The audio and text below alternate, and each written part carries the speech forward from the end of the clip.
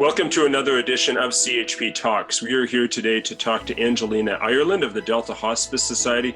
We're going to be talking about expropriation, basically legal theft, and also safe spaces for dying. So without further ado, Rod, would you introduce our guest for today? Sure. What a pleasure to have you back on the show, Angelina.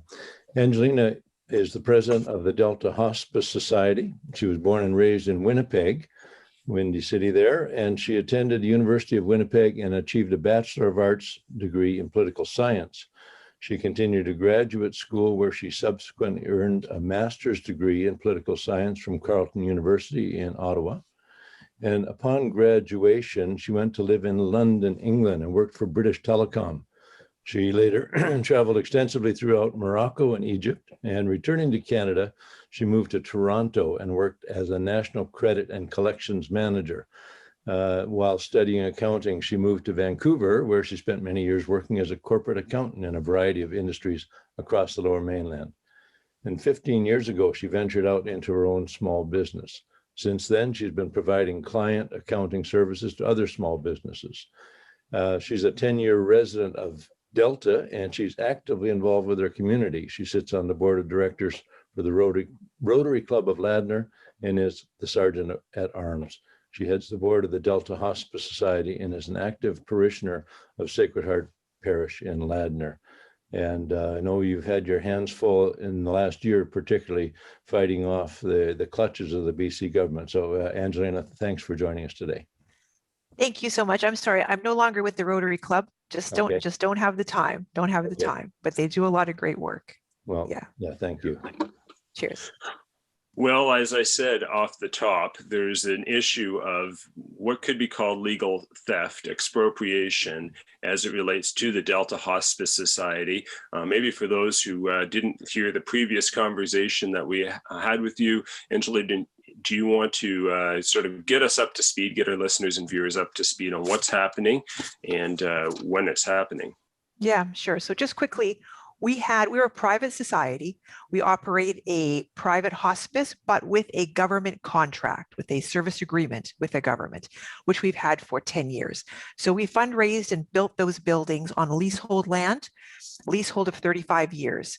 And those buildings were the hospice, and next door adjacent was a supportive care center for support services for the community, particularly around bereavement counseling and other therapies to help people in grief.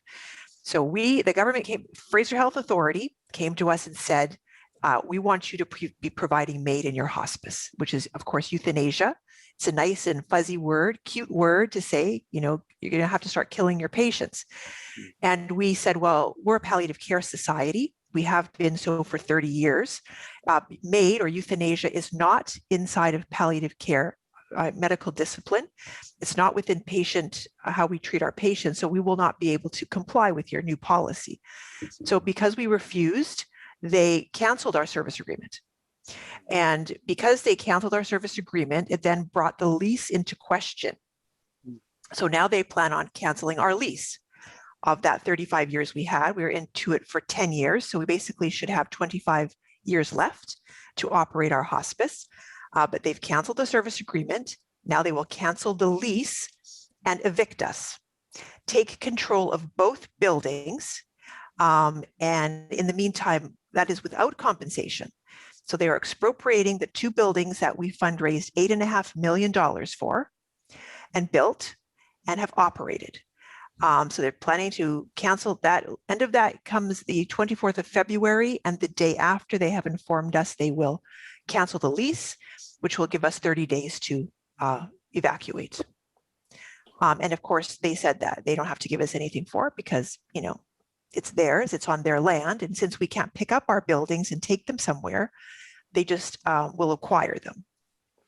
Not planning on compensating you at all? No, they're not. No. So, and all this from a government that expresses concern about the deaths of the elderly from COVID, but they're going to hasten the death of others who don't have COVID. It's strange, very strange. Yes. Now, one thing that has been said many times in the whole MAiD, the whole medical assistance in dying, that's what MAiD stands for, but it's euthanasia. It's patients being killed by physicians. Is that physicians don't have conscience rights. And one thing that you mentioned before we began this conversation is institutions don't have conscience rights. And I think that's probably something that our listeners might not really know much about. That's exactly right.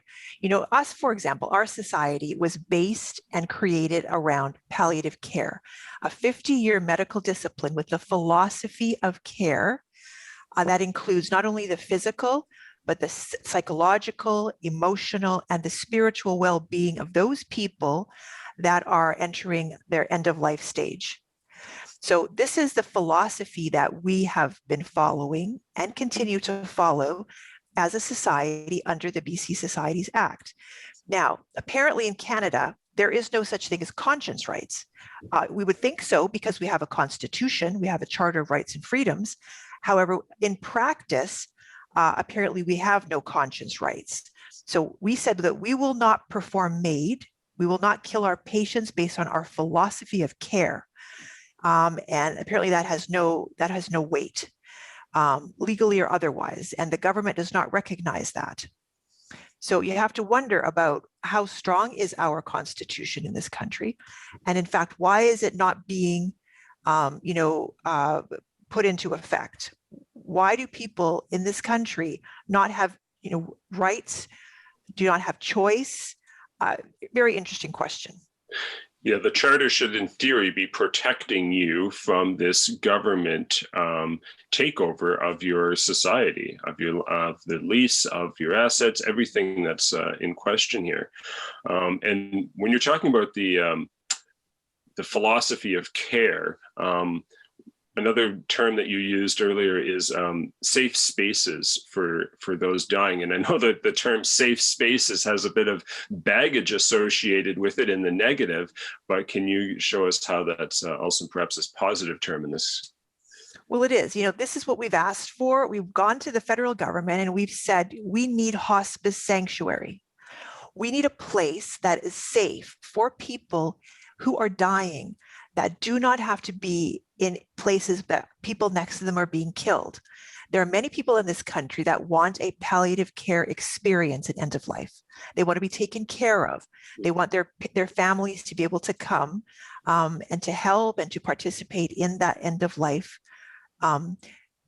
process. It's very important for many people. It's a time of reconciliation. It's a time of making peace with, your family, with those around you. But when you have euthanasia or MAiD enter into the situation, that taints that experience completely, because you have somebody who could be next to you in a room or down the hall from you in a room having one of these death parties where they have, catered and themed, and people come and have this party about it. And then, part of the party is that the person is killed, right? With the death doula on site and the whole celebration. And that is not what palliative care encompasses. We don't do that. If you want to have that, then, you can have it elsewhere. We're not saying anything about MAiD particularly. We're just saying that palliative care does not include that. But they want to somehow meld this fusion of palliative care and euthanasia. It's not part of the discipline. It will never be part of the discipline. What you have basically is a political movement. It is not medical. There's nothing medical about what's happening. It's a political movement that is trying to infiltrate itself into a medical discipline. And we're saying, look, those are two separate streams of care. If you want to call, healthcare killing somebody, two separate streams. If you want, go ahead and make your MAiD house, right? Nobody's stopping you. Nobody's saying anything about that. But our spaces need to be safe for people who want a palliative care experience. And there's very little palliative care available across the country, as I understand, Angelina. We refer to the Delta Hospice at Irene Thomas facility there as a gem, a national treasure, and that it's rare. So It's rare. 95% of Canadians want palliative care experience in their end of life. Only, 30% actually have access to that. wow. And instead, the government is not making palliative care an essential service. It's not making it a right under the Canada Health Act. However, euthanasia now all of a sudden is a right to Canadians. So all Canadians have a right to kill themselves, but they don't have a right to the essential service of palliative care. And truly, people may, sort of philosophy have this idea that, look, it's fine. If you want to have MAiD, you can go ahead and have it. But only actually 5% of Canadians actually do have it. So the 5% get to dictate to the rest of the population what kind of services they're going to be allowed to have. So for me, that means that 95% of the population actually becomes disenfranchised when they cannot access the kind of service they want. And it's this minority is going to be able to dictate to everybody else, at the end of their end of life, what it's going to look like.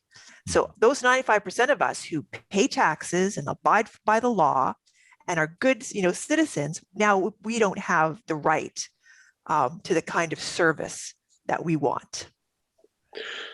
So you've been pushed into a corner in many ways from what you've told us in terms of the Delta Hospice Society. Is there anything that that our listeners can do to take a stand, to maybe push back? Yeah, that's right. We are now a national society. We have members all over the country. And ultimately, I think that what's happened to us gives us a platform. And the best way that people can support what it is we stand for, what we're talking about, is to become a member of our society. So if you go, there's a couple of places you could go to deltahospice.org, and you can fill out a membership. It's $10 for the year. And that gets you hooked up now to a network whereby we can advocate and educate on behalf of what palliative care is, the kind of services that we provide, and what's happening to palliative care in this country. And it seems to me that it's almost like a thief in the night, that people do not understand, realize that their palliative care spaces are being taken over by this MAiD agenda. And they think they're going to go to a hospice and it's going to be a safe space for them. And little, do they know upon arrival that they're performing MAiD there. So it's, like this political movement has sort of crept in to all the places that we thought were safe for us. So we can keep people involved and we can keep people aware of what's happening right in their own communities. And they literally have to call the local hospice and say, do you provide MAiD? And I'll tell you, 9 times out of 10, they're going to be surprised to realize that, in fact, there is euthanasia going on there. So you become a member of the Delta Hospice Society. The government may have taken our hospice from us, but they have not taken our assets. And we still have substantial assets that need to be protected from a euthanasia activist lobby trying to become members themselves of our society to take over those assets and to use them to propagate and help spread this MAiD agenda. So by supporting the Delta Hospice Society, you support a palliative care society that now has a platform to speak to the rest of the country about what has happened to us, what is going to happen to, I guarantee, every palliative care society in this country. Right. And one of the reasons that you can say that is because of the advances of Bill C7, right? It switches topics because Bill C7 is a bill that's currently in the Senate. It's gone through Parliament. It'll go back to Parliament, and it's dealing with the whole issue of medical assistance in dying and whether things are going to get worse in Canada or whether things are going to sort of stay status quo, which is really bad. But Bill C7 will make things worse. And how? Exactly. So what we did, the Delta Hospice Society gave testimony to the Standing Senate Committee studying Bill C7. And we went in front of them on February 3rd. So a couple of weeks ago. And we told them our story about how, as a palliative care society, we have no protection. And the government of British Columbia basically is swooping in, stealing our assets as we see it, and putting MAiD into our hospice. And that we need safe spaces for people who want palliative care, and that we're not receiving any protection, and that palliative care needs to be protected and defended against government coercion, intimidation, and basic expropriation of assets. And we explained to them that in what happened in BC after C14, which was the original bill around euthanasia, came into effect. And the feds basically threw it back to the provinces and said, now figure out how this is going to happen. But in the meantime, make sure you protect palliative care. But what happened in British Columbia was that there was a committee that was set up, but palliative care was not invited to the committee. We were not invited to the table. We had a bunch of MAiD activists getting together, figuring out how they could produce, MAiD. And they decided that MAiD is going to be provided in every bed. So that was appealed by every palliative care society in British Columbia to the Ministry of Health. And the Minister of Health at the time was a liberal government in British Columbia. And they said, no, you're right. No, MAiD isn't going to be in every bed. We need to talk about this more. But then what happened was the NDP came into power, and that MAiD committee, their agenda stood, and that was the end of it.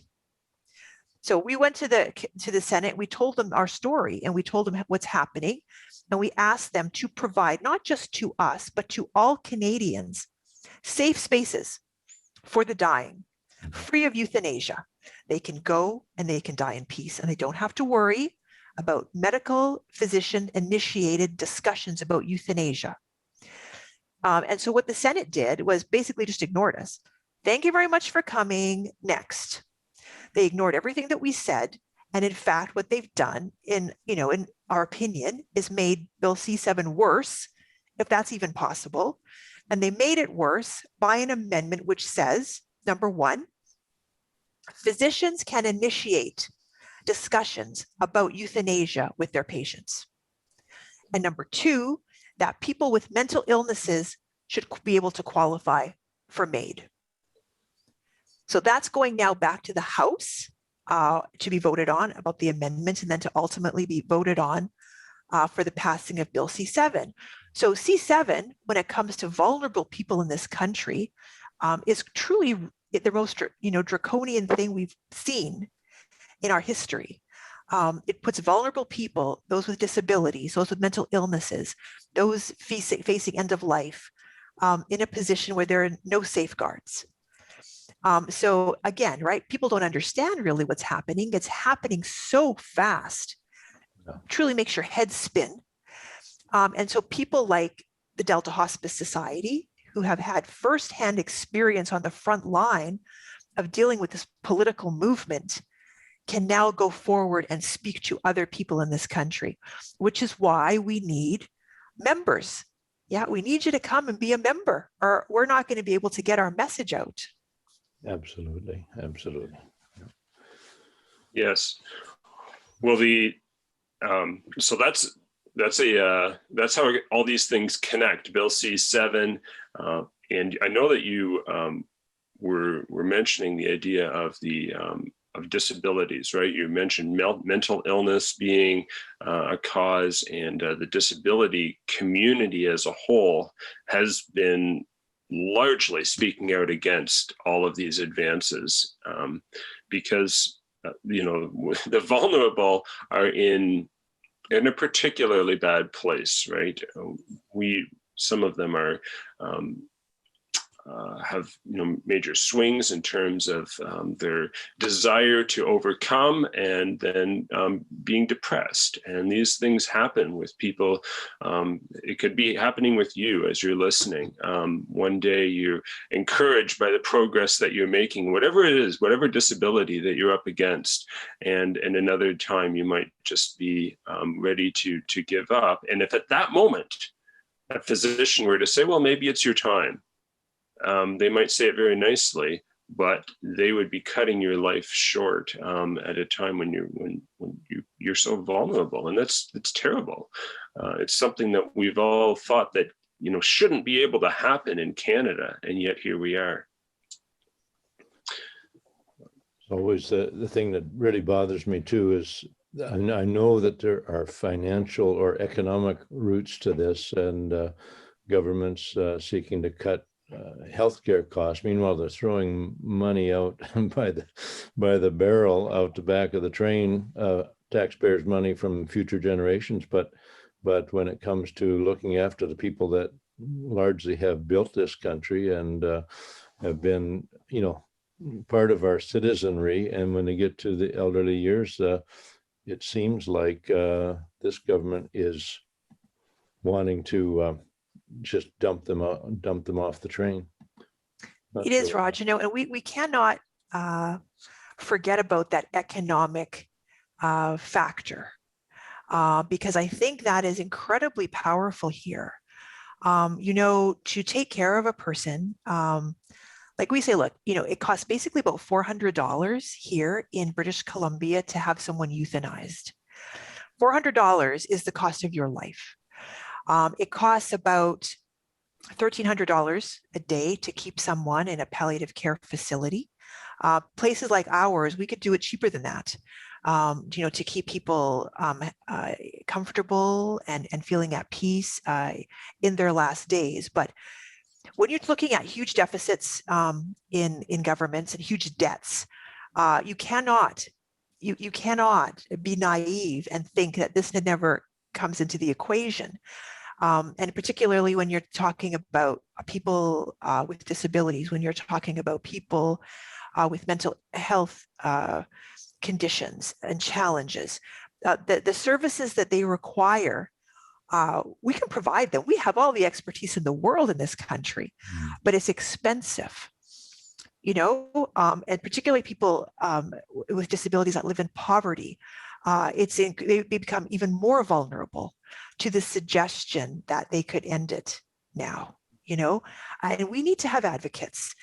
We need to have advocates standing for them and saying, no way, we are here to protect the most vulnerable, be they with disabilities, with mental illnesses, be people, children, that are considered very precocious and, they're more like adults. No, 13-year-olds are not adults, but they would be also in line to be eligible for MAiD because they're considered mature minors. Let us not forget that. Mature minors can make their own decisions about their health care. So we put, a large number of people in extreme jeopardy right now. And we need advocates to speak out on their behalf constantly, right? So we see that. We have been able to have a peer into the future about what a C7 Canada looks like. And I'll tell you where a hospice is concerned, a C7 Canada means that the people that we take care of are considered having a foreseeable death. Meaning we don't know when, of course, they're going to pass away, but they have been diagnosed for whatever reason with an eventuality. Under C7 now, those people can have request made one day and have it that same day. So their worst day becomes their last day. In a hospice situation, they may come in the door not feeling well. Their symptoms are not under control. This is why they need hospice and palliative care. Feeling terrible, physically, emotionally, psychologically, not feeling like they have any hope left. They come into a hospice situation and they're offered, oh, well, you want to just have MAiD? And how many people would say, yeah, you know what? I think so. Because palliative care needs a few days to get their medications in order, needs them to start feeling better and to be able to regain hope again. And that's what we do expertly. We allow people to regain hope. But without the opportunity to do that, we are very concerned that a hospice just becomes a revolving door of death. You come in one day, and the same day you get carried out the back door. Look, this is the reality of Canada. I'm not making this up in my creative mind, right? And these are the kinds of things that people in this country need to hear and be aware of. And when they say, oh, this could never happen in our country, well, it's happening. And you need to realize the reality of the situation, the reality, and decide what it is you are prepared to do about it. Well, as you said earlier, one thing that we can all do about it is go and become a member of the Delta Hospice Society. And if you want to just give that website again. Yeah, there's a couple websites. The first one is deltahospice.org. That's our main website. You can become a member there. And we have another one. It's called savedeltahospice.com. And that's more of the advocacy wing the education. We're not really, you have to be careful, right? Because you don't want Canada Revenue Agency coming bothering you, because we're not doing anything that's, untoward. We're just saying that we're a palliative care society. And this is the education that we want to provide to people, because we don't think that people really know what palliative care is. So so you can get some more information on that website. So between the two, you can go on, you can become a member, and then you can be part of what we consider to be an educational, movement, for lack of a better word, among Canadians to understand that, look, this is a national treasure. It's truly a gift to humanity. It's true healthcare that needs to be protected. Yes. And as you said earlier, it's giving hope to patients in their final days, not just ending their lives, as the MAiD regime, as Bill C7 will do. Well, thanks so much for your time today. And I don't know if either of you have any final thoughts, but we should be wrapping up here as well. Well, when people do stand together on a cause like this, they can make a difference. Back in 2016, when C14 was passed, of course, we spoke against it in principle, but we also said that two things that should have been included in it, if they were passing this terrible legislation, were conscience protection for doctors and medical professionals, and the increase of access to palliative care, neither of which they took seriously. But the doctors in Manitoba did get together. Many doctors in Manitoba said, we're not going to kill people, and we're not going to direct them to someone who will kill them. And enough doctors stood together that they did get some conscience protection in Manitoba, not across the country, but only in Manitoba. So if doctors are willing to put their careers on the line to make a difference, if enough Canadians would stand up for the right causes, as you are, Angelina, we would have a better country. So thanks so much for what you're doing. We appreciate your strong defense of not only freedom of conscience, but of the right of citizens to have a palliative experience in the end of their days. And so we thank you for that. And I'm glad we became members some time ago, and we will continue to promote membership in your organization. So thanks for joining us today. Thank you so much. And just in closing, I just want to say, what we represent at the Delta Hospice Society is the actual fabric of our nation, and a fabric that's being torn apart in many, many different places right now. But, we as a collective, if you will, are going to be able to knit back some of that fabric, if we stand together. Well, thank you for what you're doing there. Thank you for your courageous stand, and for not giving up despite the odds. And all of you listening, again, please take that step. Join the Delta Hospice Society, and I hope that you'll join us again next week for another edition of CHP Topics.